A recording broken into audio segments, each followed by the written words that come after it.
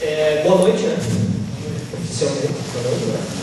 E nas palavras aí parafraseando o professor Adilson, aí eu também gostaria de, não só de agradecer o convite, embora eu esteja em casa, vocês sabem disso, né?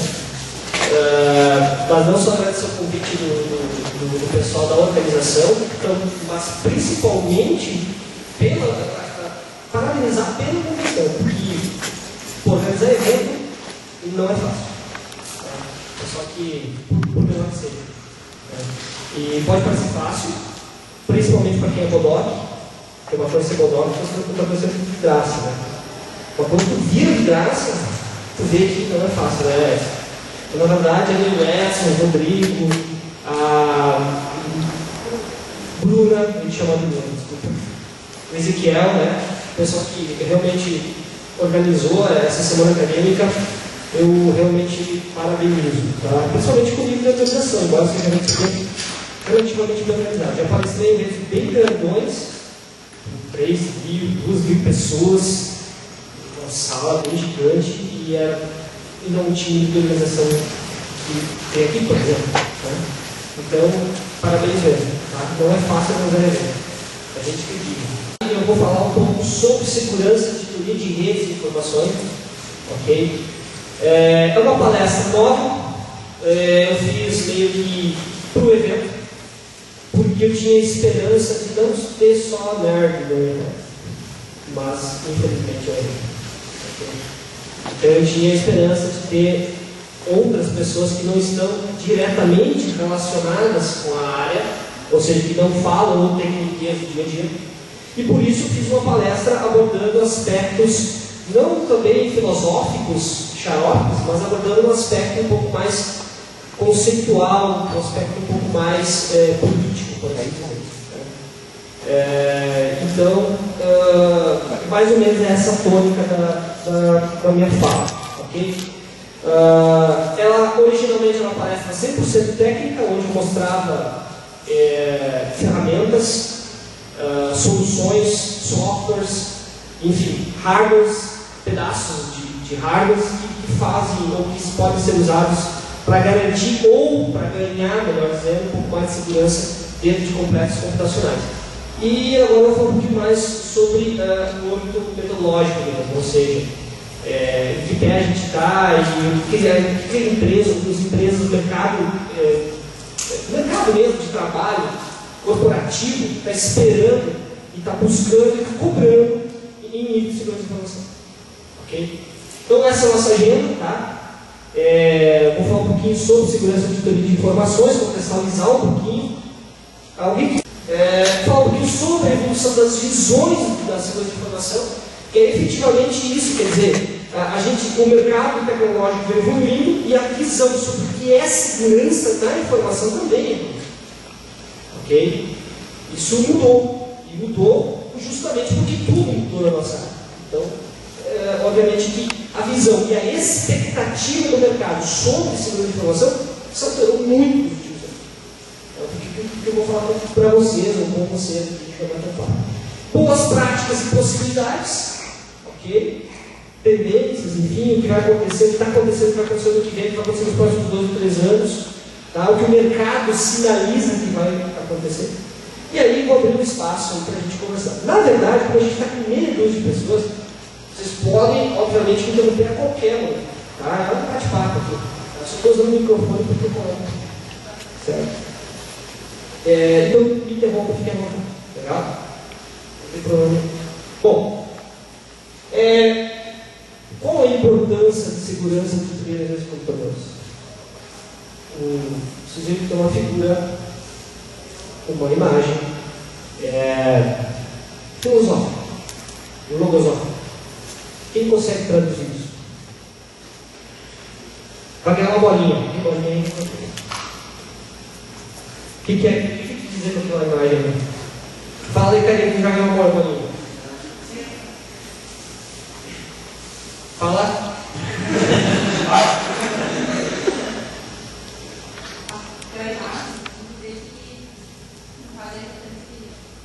Não explica o que é aquilo.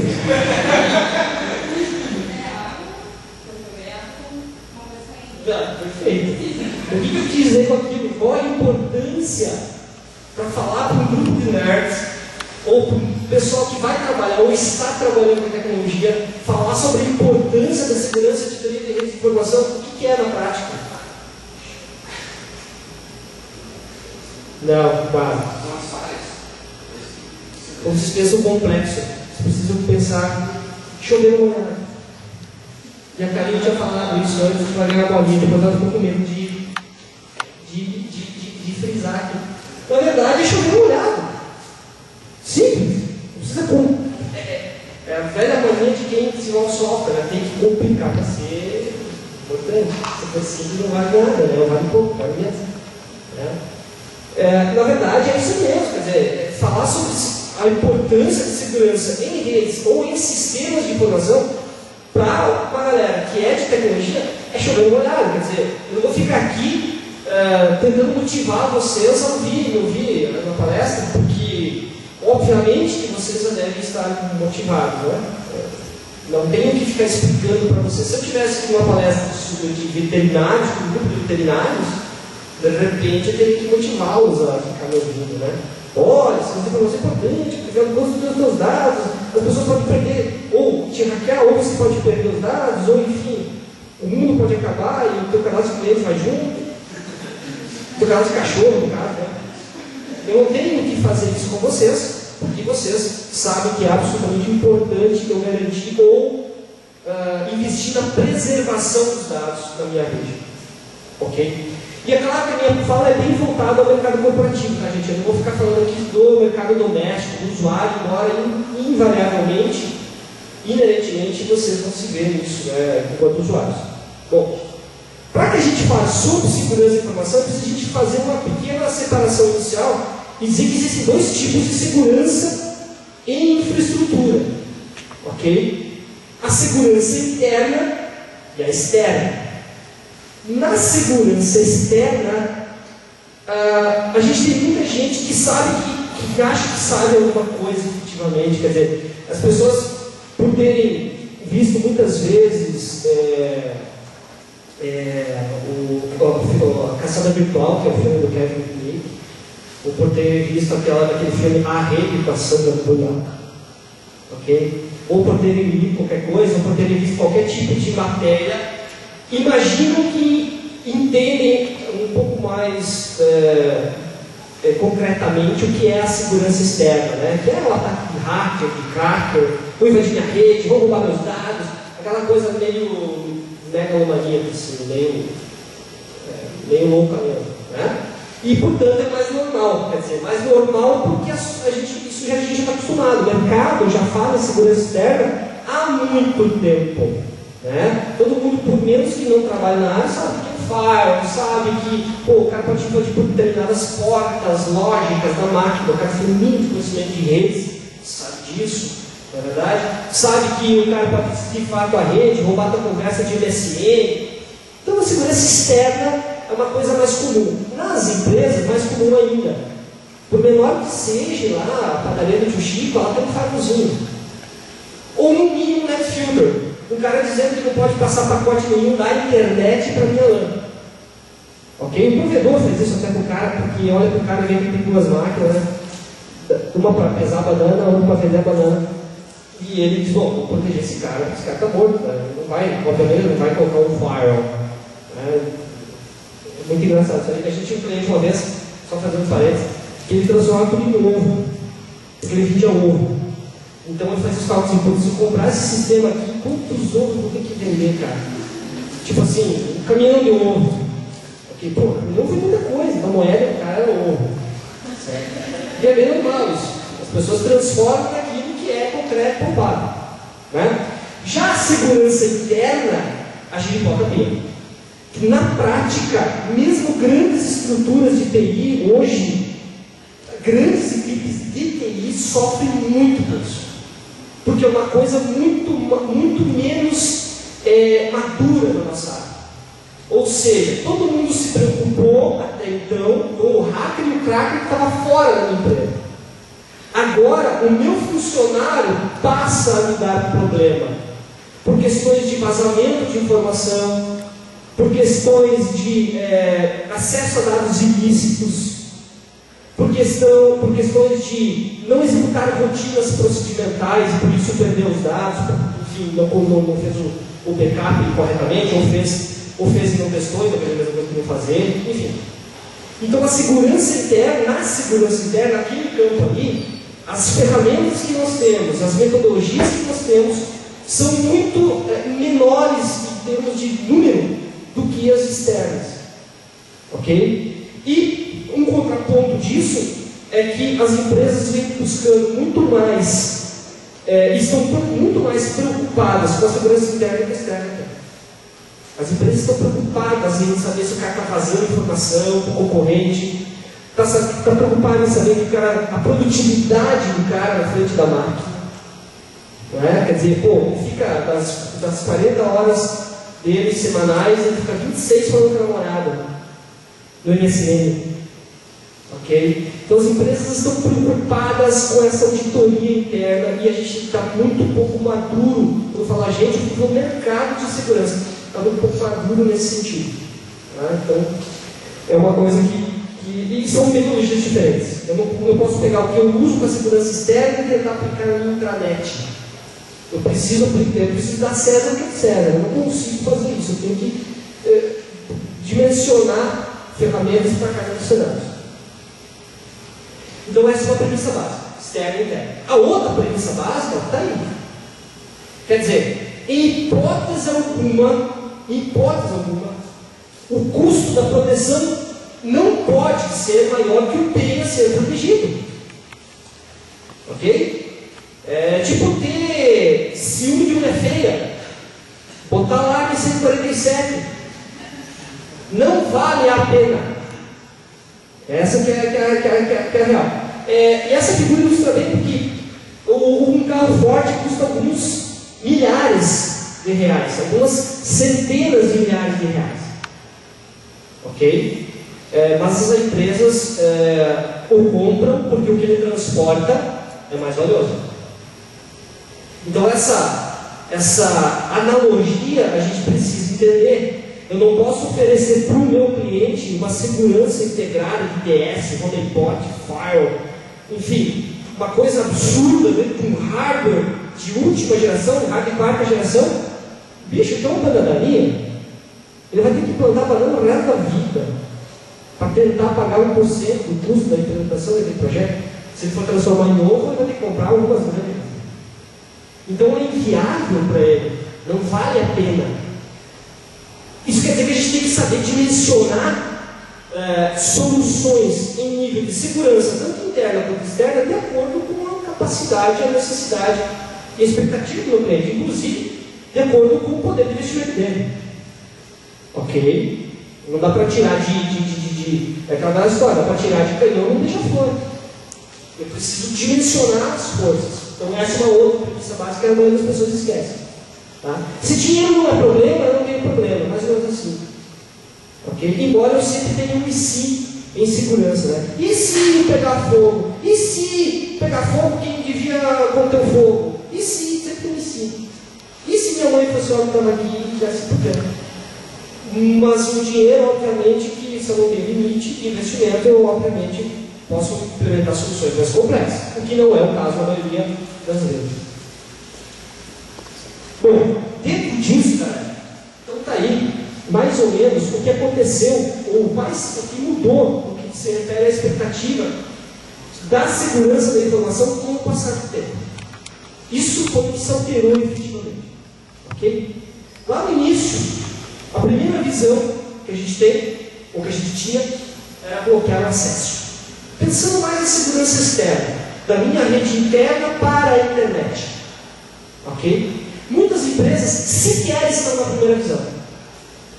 A maioria das empresas, gigantescamente, no nível mundial, não só o Brasil, está na primeira visão.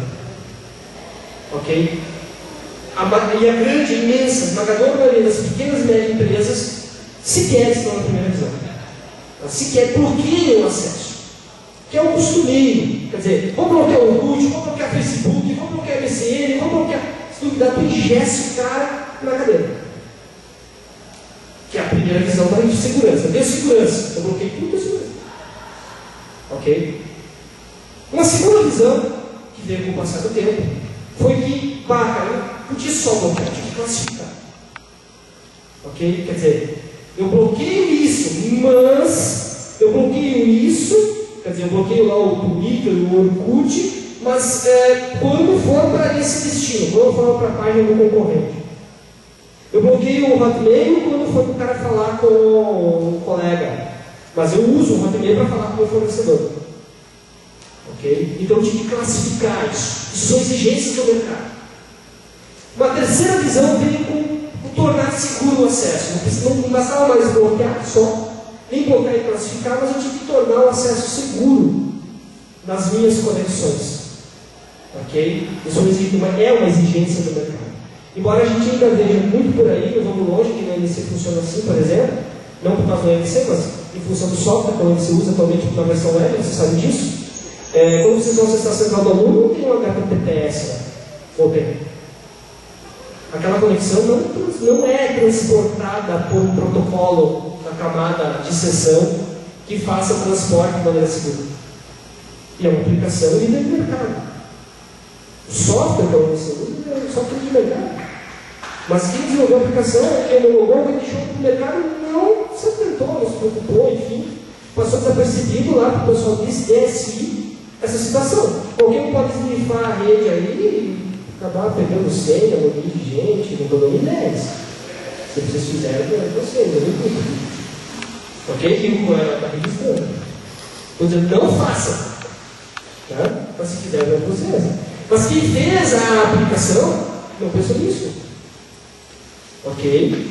Então a ideia era não só classificar, bloquear, mas tornar seguro.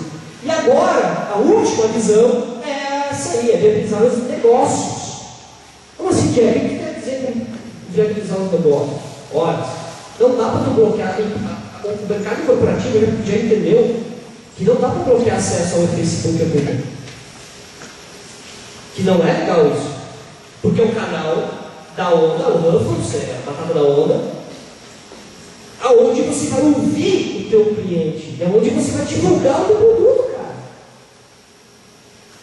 Então, a segurança da informação já transcendeu isso, quer dizer, a expectativa do mercado é que a gente seja capaz de viabilizar os negócios através da segurança da informação. De não só não bloquear, de não só classificar, de não só garantir ou tornar o acesso seguro, mas também usar realmente, definitivamente, então, a tecnologia como uma ferramenta para ganhar dinheiro. Porque a maioria dos nossos empresários, nossa, aqui já tem muito disso, né? Aqui a gente está numa região, você sabe disso, todo mundo sabe disso, a gente está numa região italo-germânica, e as pessoas realmente plantam milho na frente da casa para aproveitar o terreno. E eles até então não viam, ou não veem, pelo menos os gestores mais antigos, estratégia na aquisição de tecnologia. Para eles é custo. Ainda está começando a mudar. Isso em médias empresas. Em pequenas empresas isso é um feito menor. Vai mudar, está mudando. Porque a água mole está dura, está barco, está que fura. Está mudando, não é fácil. Porque o nosso empresariado ainda é de uma escola em que a tecnologia, que a informática, que o guarda-livro, já ouviram falar essa expressão? Que era o cara que mexia com o computador, antigamente, guardava os livros, que era o cara que fazia basicamente o balancete no final do ano da empresa, deixa de ser custo e passa a ser estratégia. Então hoje, se eu quero anunciar um produto, um serviço, um bem, eu preciso usar as mídias sociais, não tem mais plano de correr.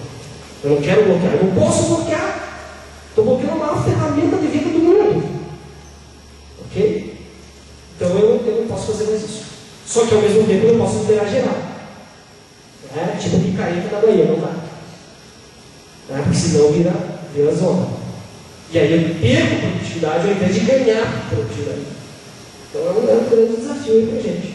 Tá? Bom, e por que então que essas visões foram mudando? Justamente por isso, porque a internet não é mais a mesma. A internet mudou completamente nos últimos 20 anos, totalmente. Ok? A maioria de vocês não chegou a conectar aqui com um monte de discados, né? E aí tinha que vocês ligaram na casa de vocês, ficavam sem navegar, e se você navegava, tinha que ficar sem ligar.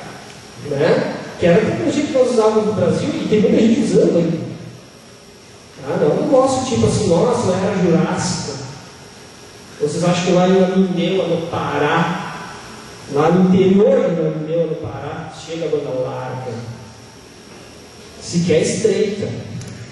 Ok? Então não é uma coisa que não é forte. Fala aí.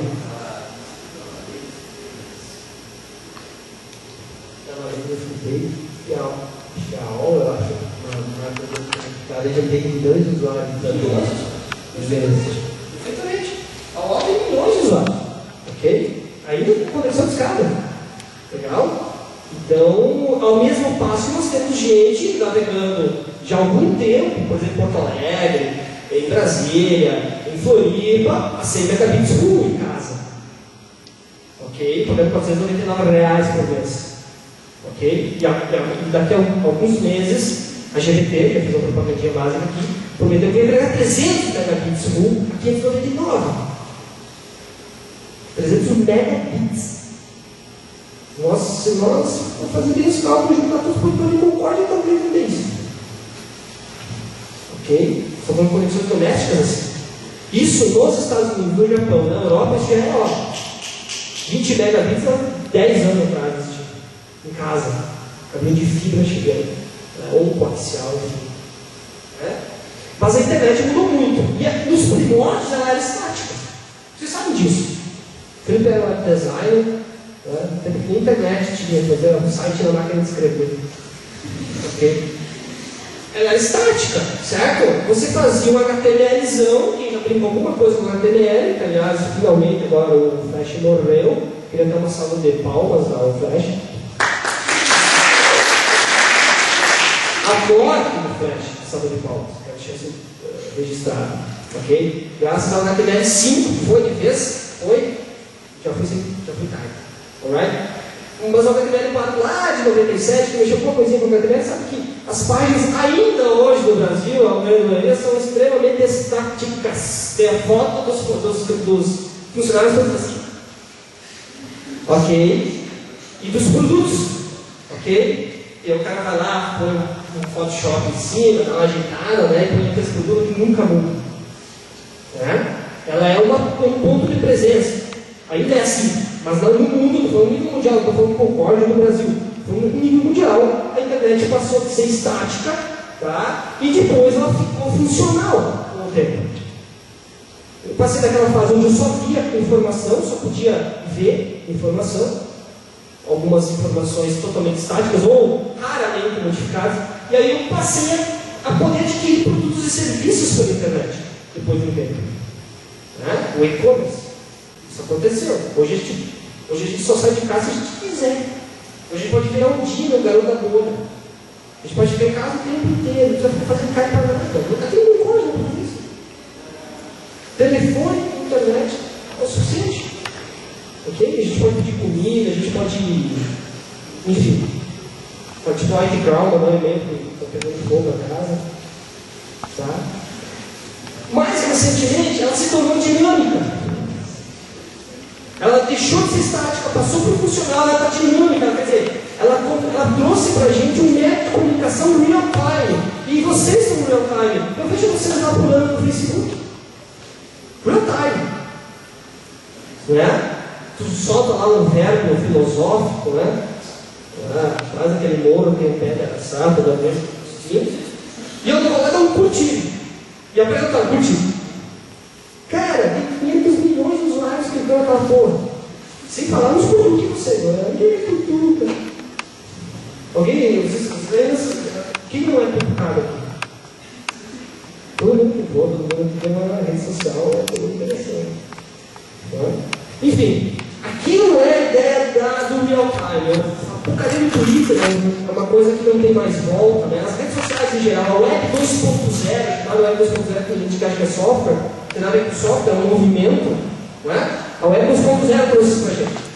Orkut, Twitter, Facebook, o próprio Google Docs, o próprio Office 360, enfim, que é o Office da Microsoft na internet, enfim, tudo isso, esse modelo trouxe a ideia da instantânea. Então, mexendo no documento, o meu colega pode lá alterar esse documento, me ajudar a produzir aquela planilha, aquela prova, assim, então, ela se tornou dinâmica, recentemente. Okay? E, finalmente, ela virou interativa. Porque não só é dinâmica, quer dizer, não só faço um negócio, e aquele negócio quase que instantaneamente aparece, como ela é 100% interativa. Se tu pegar o Office 360 da Microsoft, tu vai digitando e vendo o cara digitar. Se o teu colega está digitando lá um documento, tu pode intervir na digitação dele, tipo um TeamViewer, assim, um Acmini, um VLC, tipo um negócio remoto, um suporte remoto, que você já tem isso, sabe o que eu estou dizendo. Você interage em tempo real, ok? E aí, a grande sacada, e o que as empresas estão preocupadas, eu não estou falando de empresa de tecnologia, eu estou falando de empresa que vende sofá, eu estou falando de Magazine Luiza, eu estou falando de Ponto Frio, já que está fazendo propaganda, né? Eu estou falando de Colombo, eu estou falando desses trecos aí, porque eles sabem que a relação deles com o cliente não é mais aquela que meu pai gosta de ir para a loja e ser atendido por alguém e que a pessoa pergunte para ele: posso ajudar? Porque isso para ele é um negócio muito legal, é uma massagem no ego. Né? A minha mãe comprou a calça das semanas. Ela faz. Então tem essa questão do tete-a-tete, porque eles são consumidores. Nós não somos mais só consumidores. Né? Nós queremos ser parceiros do negócio. A gente quer interagir com o processo de produção, se der. Quem já comprou na Dell, via internet, sabe disso. O cara fica no F5 no browser para deixar a saída de montagem. Dá saída de montagem? Já de montagem? Já de montagem? Já de montagem? Tipo, moleque chato, já chegou, pai? Já chegou? Até agora. Porque a gente tem essa necessidade hoje. Então é um novo perfil de consumidor. As empresas estão de olho nisso. Ok? As grandes redes varejistas já vendem praticamente tete-a-tete na internet com o presencial. Estamos no Brasil. Ok? Estamos no Brasil. Até pouco tempo atrás eu andava a cavalo. Ok? Então, para a gente ter uma ideia. Então ela finalmente se tornou interativa. Por isso que as visões de segurança tiveram que mudar. Estão mudando. E aí o modelo, por causa dessa toda essa interatividade, se alterou. O modelo de comunicação nas empresas mudou. Antes era um ciclo de vida único. Ainda tem empresa fazendo isso, ele só informa. Lá, de vez em quando, mas agora ele informa via e-mail. Antigamente ele informava via Telegram. Agora via e-mail. Ele só faz, ele só agilizou a bolsa no caso, né? Agora ele manda e-mail para o cara dizer: olha, tem promoção de tênis Bamba. Ok? Segunda-feira, das 9 às 9. R$28, só pode pagar lá em 27. Ok? Que é o varejão. Ok? Que é o varejão. Existem alguns segmentos do mercado que é isso mesmo. Ok? Não adianta querer ficar anunciando formalmente ou mídias digitais, se o negócio cada segmento do céu. Mas tem muita gente que ainda só tem essa via de comunicação com o cliente, ele só informa: olha, tem produto novo, olha, vou lançar, olha, e beleza. É um broadcast. Você faz broadcast e espera que o cara da outra ponta que recebe aquele anúncio e interprete aquilo. Depois ele passou para feedback de consumidor. Feedback é um negócio legal, né? Tipo, eu quero saber o que o consumidor achou daquilo que eu disse. Então eu mando um e-mail, ou eu mando uma news, enfim, eu tenho alguns mecanismos com ele estático, tipo, ele manda, ele espera 2 anos para receber, ele recebe, ele me avisa, quando ele me avisou o produto que ele queria receber. Mas há uma comunicação, pelo menos o infeliz da outra ponta, que eu ouvi, eu entendi que não é mesmo. Isso já passou. Agora é o diálogo. Quem teve aqui na palestra de ontem? Legal, que bom, eu não tive. Mas eu conheço o meu Castanheira e outras andanças, e ele deve ter comentado com vocês de que uma das linhas de atuação dele é essa questão de estar auditando e estar oferecendo esse tipo de serviço, de se estiver errado, não para vocês, de estar oferecendo esse serviço de auditoria, de verificação, de contato, diálogo com o cliente das empresas na internet, em mídias sociais, na web 2.0. Ou seja, fica lá, tem uma equipe lá, olhando tudo que sai a respeito da tua empresa. E ele está lá atento a isso, tem gente atenta a isso, tem sistemas atentos a isso hoje em dia, que permite me avisar e dizer, pô, falaram mal da Conexteria, falaram bem da Conexteria, falaram mal do Jack, falaram bem do Jack. Essa como que falaram, tipo, falaram agora, então responde agora, porque as pessoas não têm mais a paciência de ficar esperando morosamente por um PROCON, sério, conversa por mim. As pessoas pegam, se tu escrever um bem ruim, elas pegam, fazem um vídeo, põem no YouTube e tu tá full. Tá? É isso aí. Ok? O cara coloca, fala, esse carro é uma droga, nhaca, esse carro dá problema, não compra esse carro. Cara, para tu ter uma mídia negativa dessa, as empresas entenderam isso. Tem um caso até clássico da nossa cidade que aconteceu, estamos mais atentos. Cara, é um parto. É dificílimo isso, cara. Porque você mexe com isso conceitual. Primeiro, tipo um ápice, tipo avanço, a primeira impressão é que fica. O cara viu aquilo para ele não marcar, não importa o que vem depois. Certo? Ou tem que vir muita coisa depois para tu poder reverter o mais negativo. Então essa ideia do diálogo com o consumidor, diálogo em real time, ou em tempo pequeno, ela é extremamente importante, porque as empresas já perceberam isso. Quando digo empresa, estou falando de todo tipo de empresa. Bom, falando um pouquinho sobre tecniquezas, que parece mais até agora, parece mais uma palestra do WDV, mais de administração. Eu tenho essa diferença aí, essa prática de campo que é uma pseudo-evolução, por assim dizer. Eu saí de um conteúdo dinâmico, me entraram as redes sociais, hoje toda empresa tem Facebook, toda empresa tem Twitter, muitas vezes sem saber usar, né? Só para ter. Ok? Acesse @eles. Vai lá ver. Ok? O que tem lá é absolutamente inútil. Por exemplo, estou dizendo que eu acho que você não tem. Algumas instituições ficaram aquém disso, estão esperando posicionamento no mercado, instituições grandes, tipo Apple, por exemplo, não tem Twitter, cara. Okay?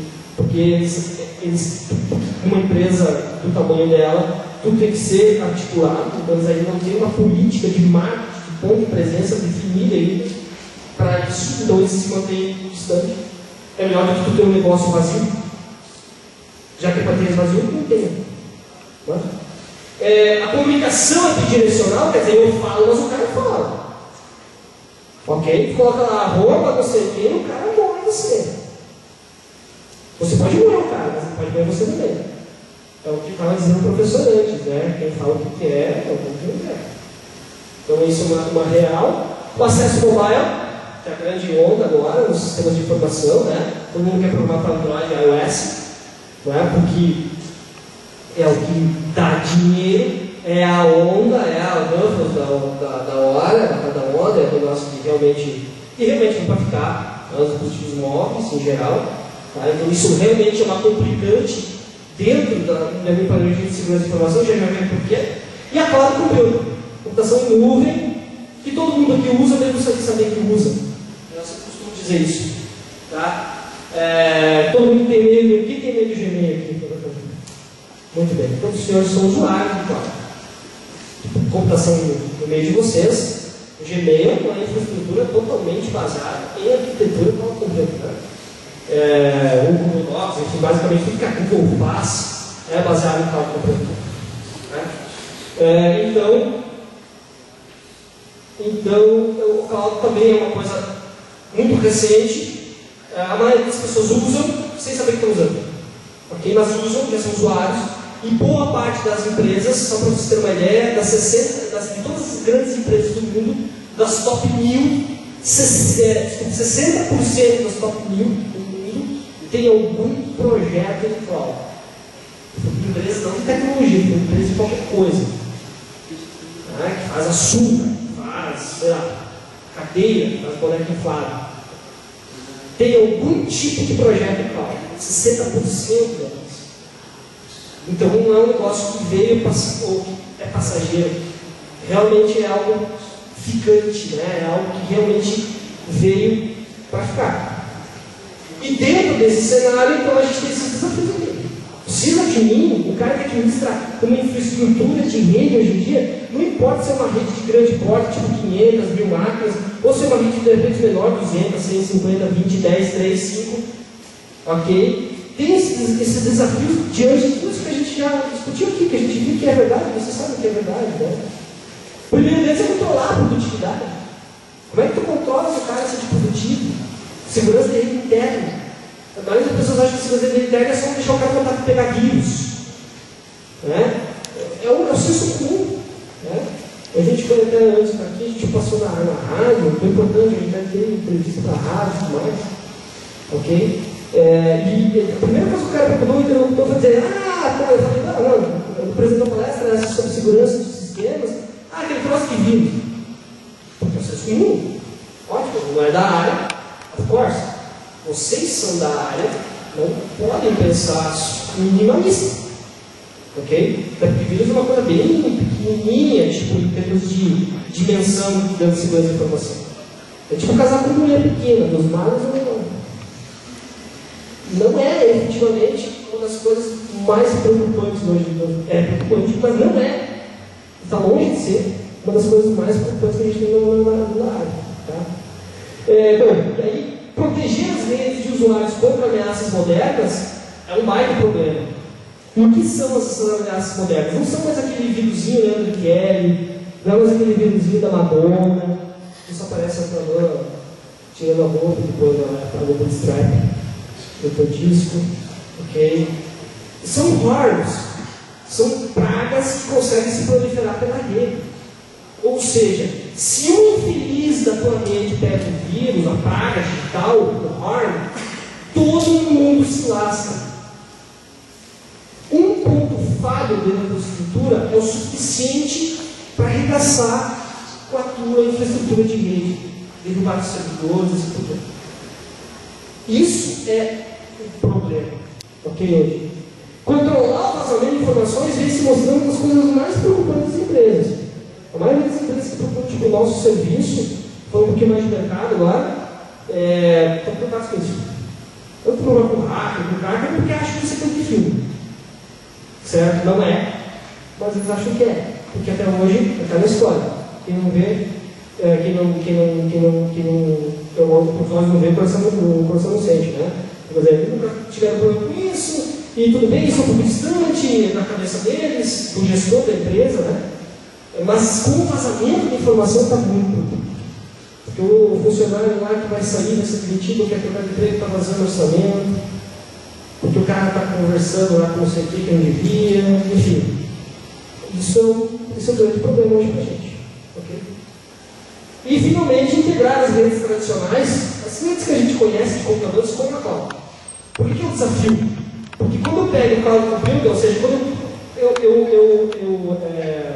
eu acabo optando por rodar parte do meu sistema, da minha infraestrutura, num provedor de serviços, ao invés de rodar internamente, eu começo com um grande problema, que é saber até onde vai a responsabilidade da minha TI e onde começa a responsabilidade da TI do meu fornecedor. As empresas que já rodam coisas em cloud, na Amazon, na Google, enfim, no Azure da Microsoft, esses provedores de serviços, as empresas que têm lá coisas lá dentro, não é o tema da nossa palestra agora, mas a maioria delas tem queixas do serviço, porque isso ainda não ficou claro no nosso mercado. Até onde vai o nosso papel, nós, TI interno da empresa, garantir a nossa infraestrutura interna, e onde começa a responsabilidade do meu fornecedor. Quando um pepino acontece, é tipo um filho de suruba. Ninguém quer crer. E todo mundo diz que é do outro. Ok? Esse é o bairro que a gente está tendo hoje. Ok? Legal? A gente ter isso com o cloud. Então a gente tem esse desafio aí, que realmente é um consenso. Todo mundo está preocupado com isso. Como definir que esse filho é teu e esse é teu? Ok? Isso é um pouco complicado. Em outras palavras, o nosso grande problema é unificar as tecnologias. Hoje, em termos de infraestrutura, esse é o nosso grande desafio. Falando português mais claro. Ok? Bom, por onde começar? Um pouco mais prático agora o nosso papo. O plano de segurança interna começa do início. Ok? E o início é bem o início mesmo, que a maioria das empresas não fazem. A imensa maioria. Não estou falando de poder decisão, não. Estou falando de empresas de médio porte, às vezes. Muitas vezes, empresas de médio porte. Ok? Cara, antivírus básico, as pessoas não têm. Ou se tem, é daquele tipo, desatualizado, pirateado ou versão desktop. Quando eu coloquei uma negócio, não dá para ver porque está em laranja, que aqui ficou esclarecido, mas basicamente o que a frase está dizendo assim, olha, antivírus pirateado, desatualizado ou desktop em ambientes corporativos é como transar com camisinha de crochê. Meramente ilustrativo. Não adianta. Ok? E as pessoas insistem nessa receita ridícula de colocar, quer usar na tua casa, tudo bem, mas corporativamente falando, não estou falando do usuário final, estou falando corporativamente falando, o cara vai lá e enfia um antivírus chininho, cara. O antivírus não fala, mas não pega o vírus. Bem-vindo ao não sei o que é antivírus. Foi encontrado nos 49 vírus, nenhum, removido. Certo? Então, básico. Antivírus corporativos tem uma série de diferenças de antivírus desktop. Primeiro que você gerencia todas as suas estações de uma central. Todas as marcas, todos os fabricantes de antivírus que têm versões corporativas fazem isso. Você tem um remote administrator, onde você consegue gerenciar todas as suas estações a partir de um único servidor. Ok? Você sabe se o cara está com vírus, se o cara não está, se o cara tem quarentena, se o cara não tem, se o cara atualizou a estação dele em relação às vacinas ou não. Tu não tem que ficar saindo de máquina para máquina. Quantas vezes eu vi um carinha, o piá da informática, tirando o usuário de lado para ver se tem vírus? Não existe no meio corporativo. Não existe isso. Há muitos anos, ok? Que muita gente que faz isso. A gente vê isso todo dia, direto. Ok? Então a grande diferença é essa. Segundo, o antivírus corporativo ele realmente tem uma certa garantia, você tem um contrato de SLA, de suporte para o fabricante. Então você tem uma certa garantia. Claro, existem os bons e os ruins como tudo na vida. Mas, para o ser corporativo, obviamente que ele tem um nível de criticidade maior, um nível de revisionamento maior. Isso é importante. Ok? O servidor se atualiza e as máquinas a partir do servidor. Então você não arrebenta para a de internet, conexão de internet, todo mundo, 50 máquinas atualizando de vírus o dia inteiro. Ok? E você tem que garantir o cara que se atualizar porque não está pirateado. Cara, eu até admito qualquer outro tipo de software pirateado. Admito no sentido de. Como dizer o Max. Mas antivírus não tem admissão. Não tem admissão, cara. É transar com a linha de crochê. É um exemplo tosco, mas é nada. Ok? É meio por aí. PDC. Cara, Prima Domain Controller. Ou seja, eu não estou falando de Windows, não estou falando de Linux, eu estou falando de nada. Estou falando de tecnologia. Ok? Estou falando de tudo ao mesmo tempo.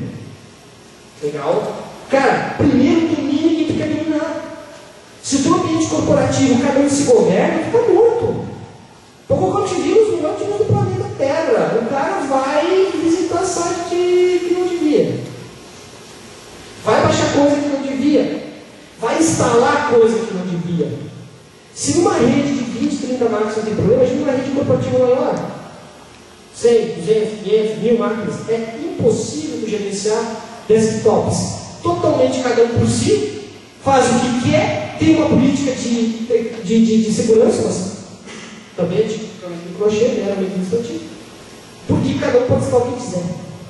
Pode usar as portas USB, pode trazer as. É bem comum, o cara traz os SDs, os pendrives com as fotos da viagem para mostrar para os amigos que não foram de férias, que estavam esperando ele voltar, um estado de vídeo que ele ficou numa house. E enfiou o coisa, e quando enfiou, meu amigo, sabe como enfiou lá, corta. Já era. Dá para Ctrl Z. Certo? Então essa é uma grande situação. O PDC, o primeiro meio controle, ele possibilita isso. Que você controla a estação do cara sem ter que ficar na estação do cara.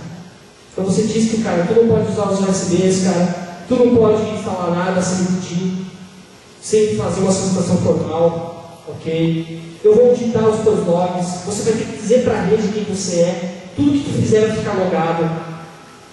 Então eu começo a realizar a bagunça. E você pode implementar o PDC em Linux com Samba. Assim como você pode implementar o chamado AD do Windows e aquela Active Directory. Basicamente a função é mesmo. Né? Backup. Backup é outra história, é o início mesmo. E todo mundo sabe que backup não é. O pessoal que conhece um pouquinho de programação sabe que não é o ciclo do não igual, não é cópia daquilo. Cópia daquilo é cópia daquilo. Backup é outra coisa, backup é política. Tem gente que acha que fez uma cópia do banco de dados no pendrive, entendeu? Quem te disse, cara? Coisa bem comum, cara. Uma coisa que eu já cheguei a empresa de médio porte, assim, com 200, 300 máquinas, e o backup era no pescoço do cara dele. Era o pendrive. O cara enfiava lá, tirava o backup do banco de dados, Firebird, voltava e ia todo orgulhoso para casa. Puta que pariu, isso é roubado. E tu perder essa porcaria? Foi uma situação do suporte, o cliente ligou, e aí eu passei, né, que ia tornar o mercado, que ia ficar pendrive e tal. Aquela história, né? Inseri, o cara, já era. Falar pro cara aí, não, só o mercado em outro lugar, né?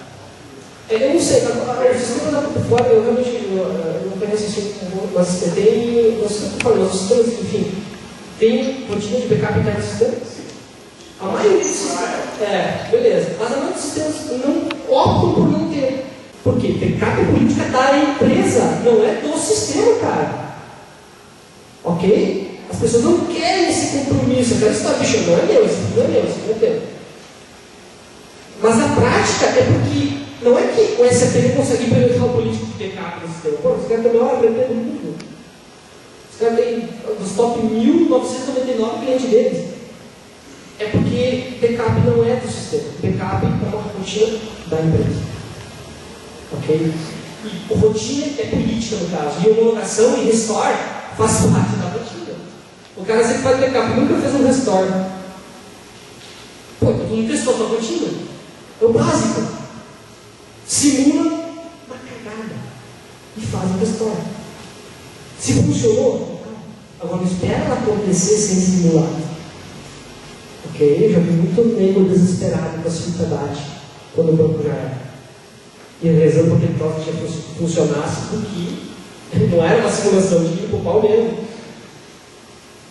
E Deus que nos ajude, né? É o básico que ninguém faz. Ou pouquíssima gente faz.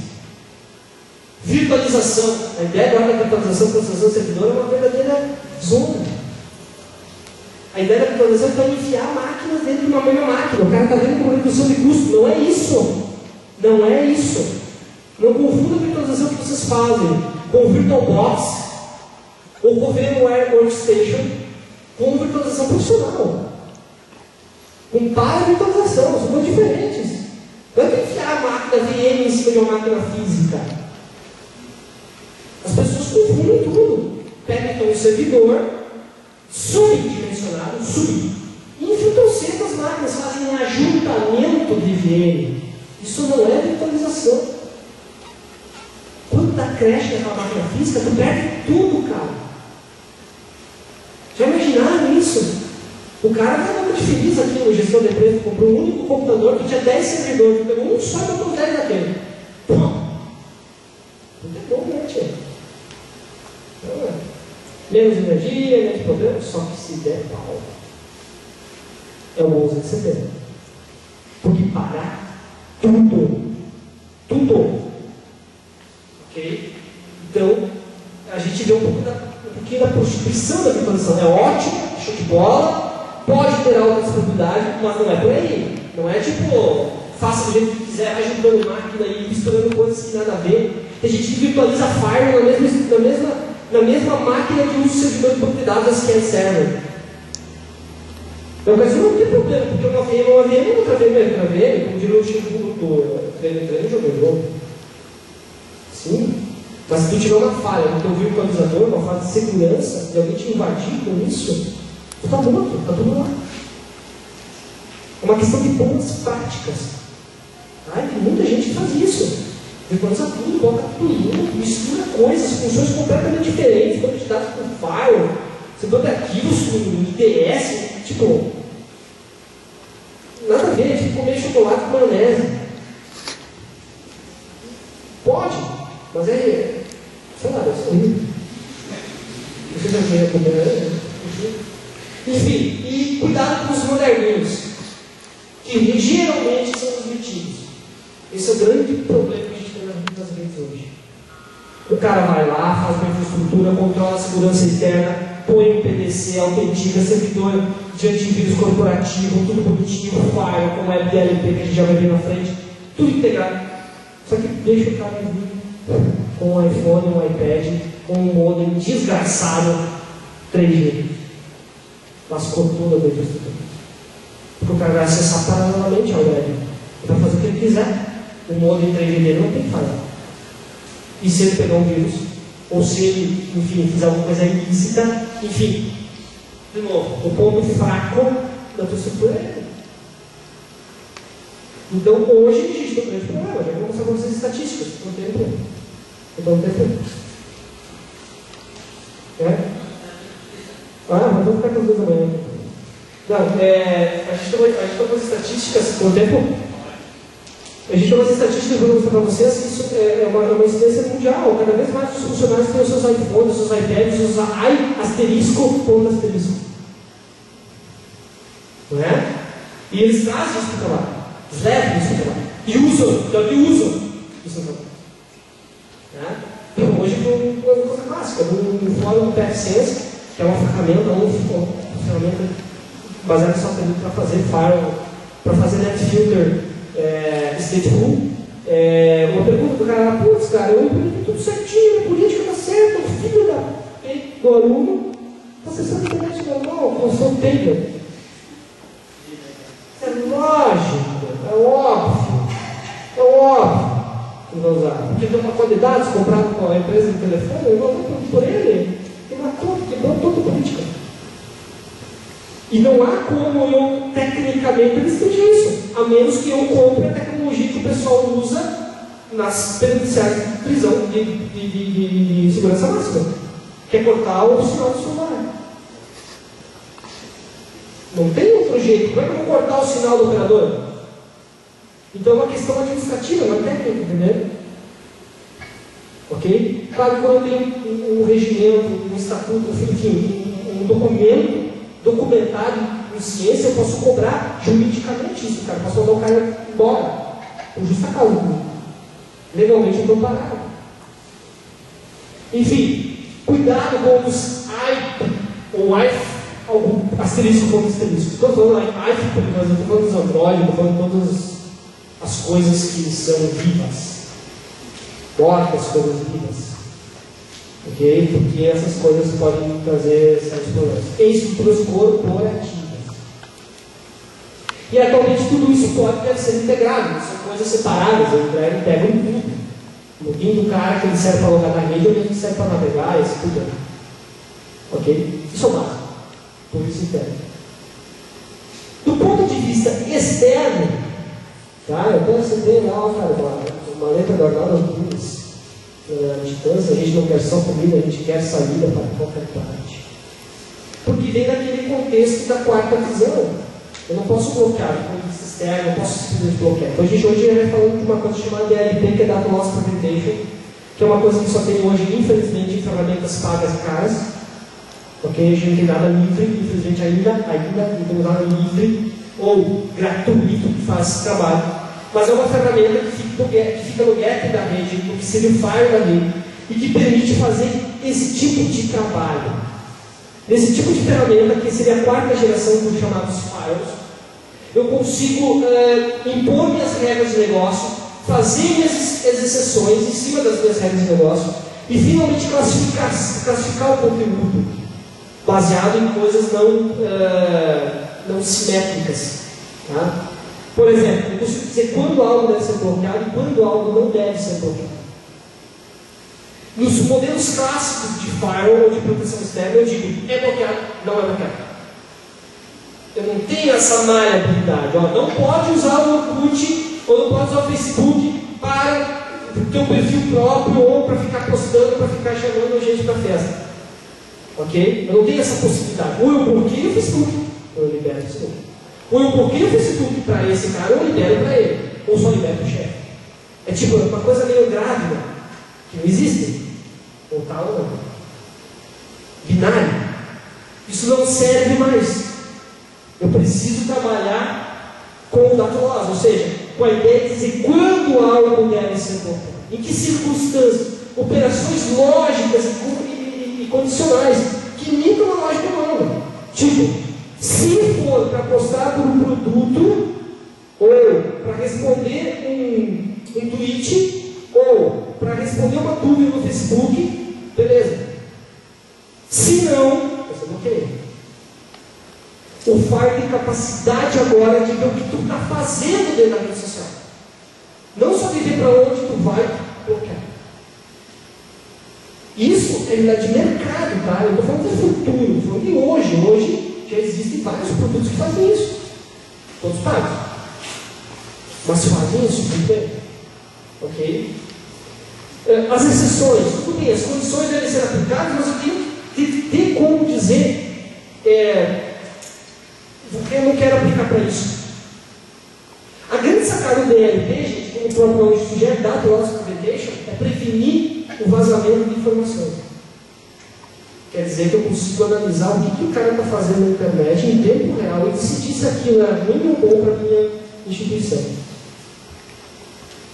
Basicamente é isso.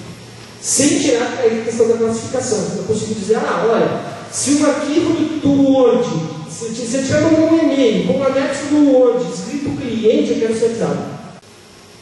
Se eu estiver mandando um arquivo de anexo ao e-mail dele, do Gmail, dele particular, do Gmail, com um anexo lá, XADS, e o XADS conter a palavra orçamento, eu quero ser avisado.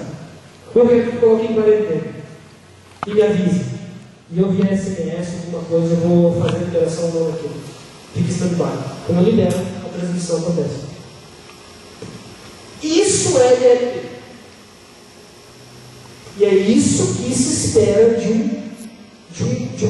um cara de borda, de um equipamento de borda, que está ligado na internet, no que tange a segurança da minha intranet para a minha extranet, para a minha internet, portanto. Eu consigo fazer isso com imagens. Eu consigo dizer, olha, se aparecer essa imagem, aquilo que ele estiver mandando, eu quero que ele avise. Ele consegue verificar a imagem. Essa imagem bate com aquilo que ele está mandando, um anexo, ou um clique que ele deu numa página, assim por diante. E eu consigo decidir o que eu quero fazer. Se é bloquear, se é me avisar, se é botar em quarentena. São ferramentas extremamente complexas, mas que permitem a gente chegar no nível de segurança que o mercado está exigindo hoje, que não é bloquear, é controlar. Ok? Até professor de imagem, isso já não parece outro, eu acho que isso é professor de imagem, né? Que é para identificar o tipo de imagem, e finalmente sobre imagem natural. Ok? Expressões, dizeres, tipo, vai tomar banho. Vai tomar. Não. Isso é linguagem natural. É quase uma rede neural mesmo, é fuzzy. Tu tem que abrir, tu não abre mais o cabeçado na tua, o pessoal está quente aqui, na quarta fase está quente no modelo OSI. Não é na camada da aplicação mais. Eu estou trabalhando com uma lógica neural, uma linguagem natural, processamento de linguagem. Ok? Isso de ferramenta faz isso. E é fantástico. Por fim, gente, a ideia da segurança externa, então, algumas coisas também esquecidas. Primeiro, bem rapidinho, Mantém os serviços sempre enjaulados, encriptados e em NDZs, zonas deles militarizadas. Resumindo, separe de redes lógicas e físicas, lógica e fisicamente, serviços que tu tem na tua oferta na internet. Por exemplo, teu servidor de e-mail, o servidor de página, o servidor de banco de dados, um WTS, o servidor de terminal CS que o cara acessa de fora. Isso, por boas práticas, até pela ISO 27000, tem que estar fora da tua rede LAN administrativa. Tem que estar numa DZ, uma zona desmilitarizada, separada. É básico isso. Básico. Por quê? Porque se alguma coisa atingir ele, não invade, não permuta para a rede LAN e ao contrário também. Isso é muito importante.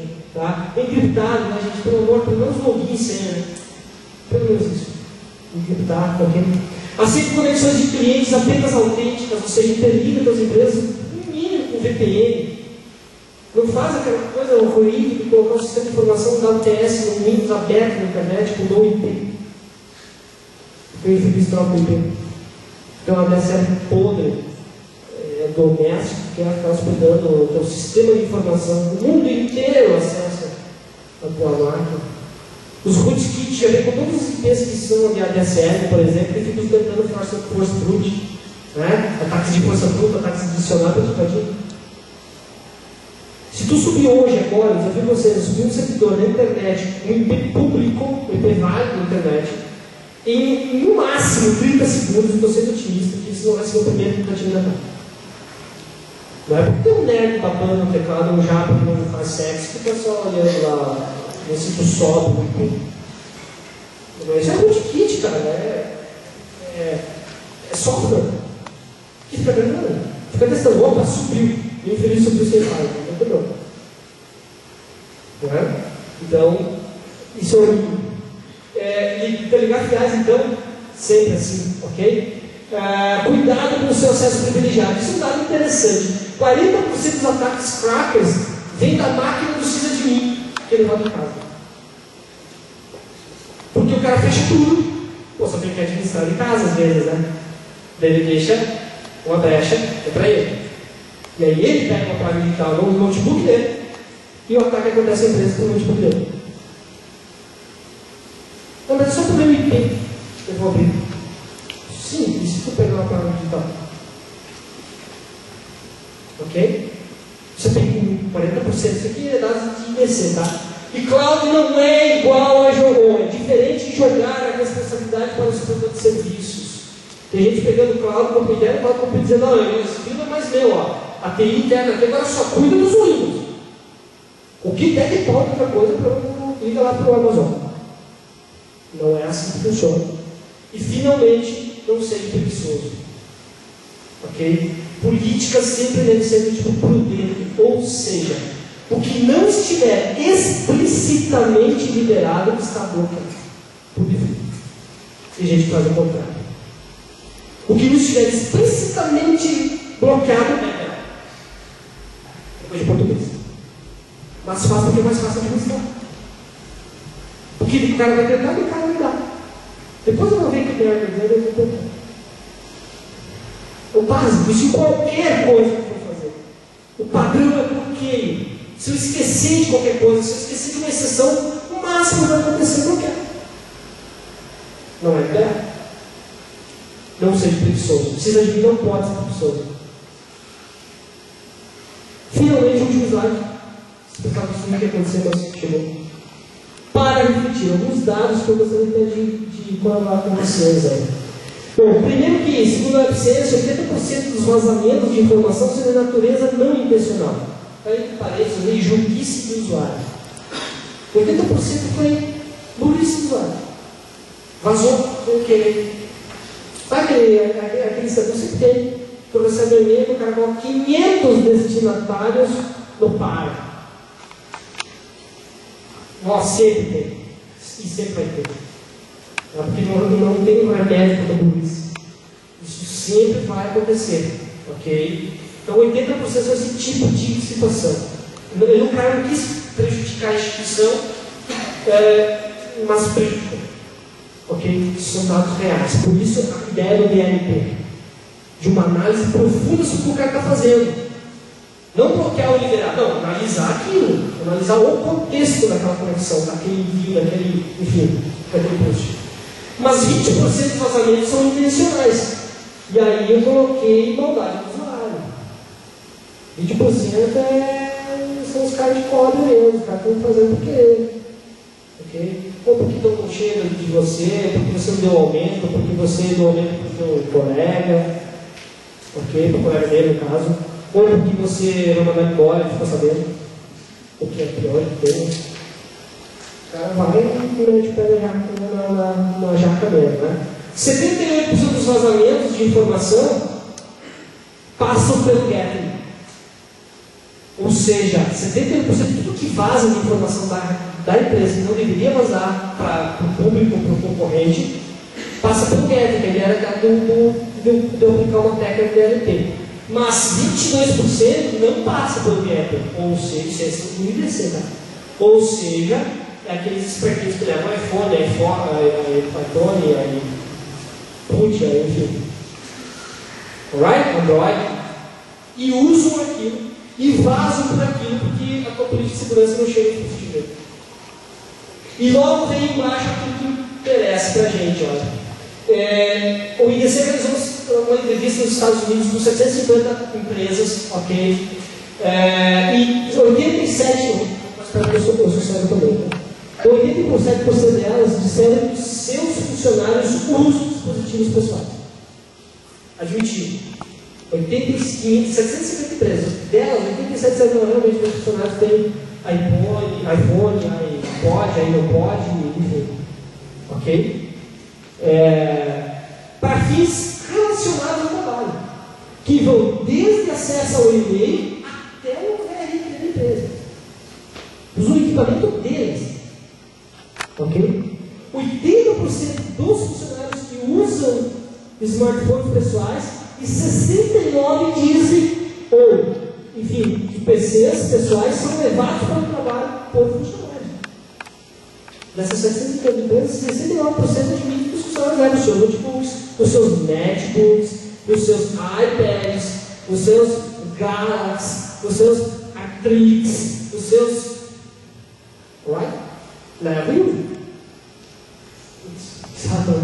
E 59% desses mesmos entrevistados revelam que as suas equipes de TI são obrigadas a suportar mais do que um sistema operacional.